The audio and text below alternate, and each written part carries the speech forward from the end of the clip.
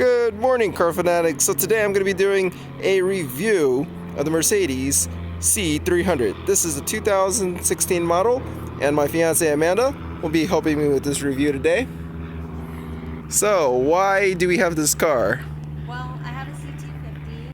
I took it into the dealership to get some work done, so this is the loaner car that they gave me, C300. Cool. What do you think about it? I think it's a huge upgrade from from the last model. It looks just much nicer. Yeah, so for 2016, it's definitely a complete new redesign. Mercedes is going with a new look. All the cars have kind of the headlights shaped in this fashion. The C-Class really does look like a mini S-Class. I think the front looks much better than the last model. The back is, for my taste, a little too rounded. Yeah, it looks a little too bubbly for me. Almost like a mushroom. All right, let's go ahead and take a look at the engine. And so for 2016, there's a new power plant. I believe it's still a 2-liter turbo, but it puts out 241 horsepower and a lot more torque than the previous motor, which I believe was a 1.8-liter turbo. Now we're going to take a look at the interior. At least when I first look at it, the interior really looks stunning. It's definitely a step up. You see this very nice dark gray and real wood pattern, along with all the details around the controls, the gauges. I think it's just gorgeous. What do you think, Amanda? I love it. When I first got in, I was kind of in disbelief that this is a C-Class. I like the new design up here too, in terms of, the volume. You can change the agility down here, so you don't have to reach up here. And you can change the stations by just swiping. That's really cool. When you first drove this car, how much did you think it cost? Oh, 60 at least. Yeah, so it's pretty surprising that you get all of this refined package just starting at $38,000. So pretty amazing job by Mercedes.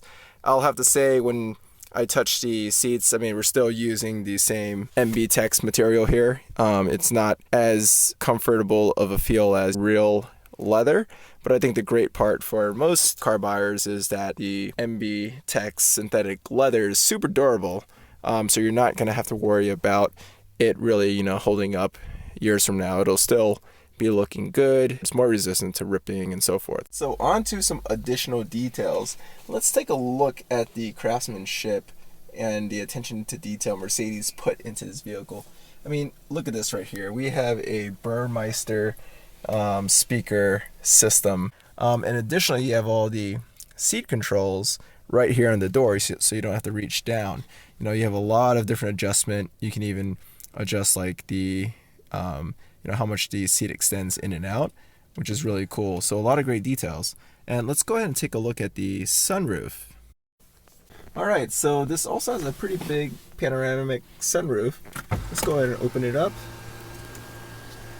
And you have one for the main cabin up front and also one in the back. So lets a lot of light in, gives it a big, open, airy feel.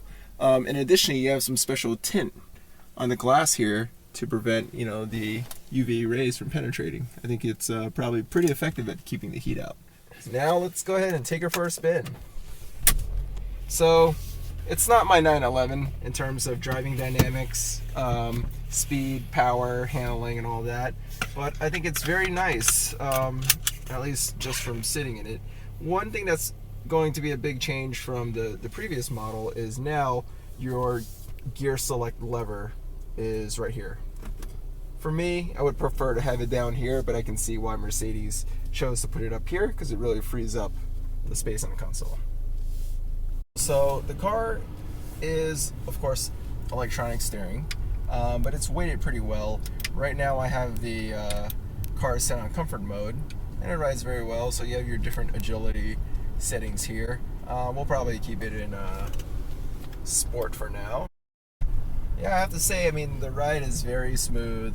We're not going very fast here, but you definitely feel like you're in a luxury car. There's not any road noise. The steering is very firm. On center steering, of course, is very tight.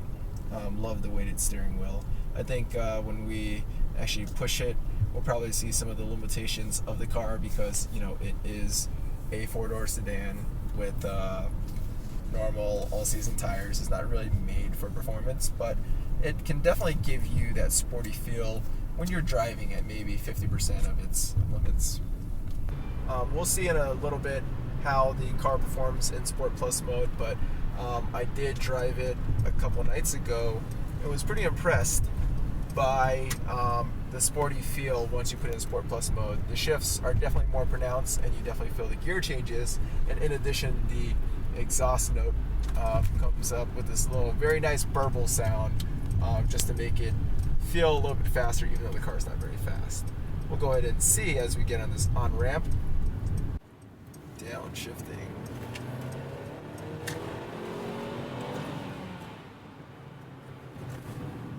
Alright, got some traffic up here. Let's see if I can show you guys the sound.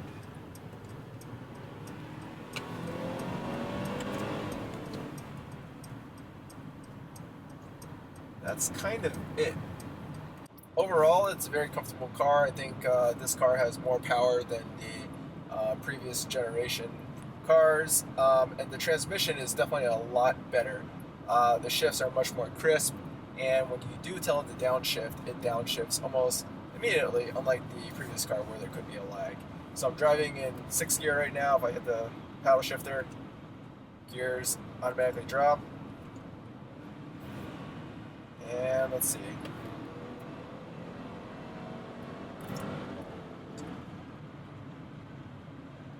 Yeah, so I think it's a very nice package overall for what you get for the price.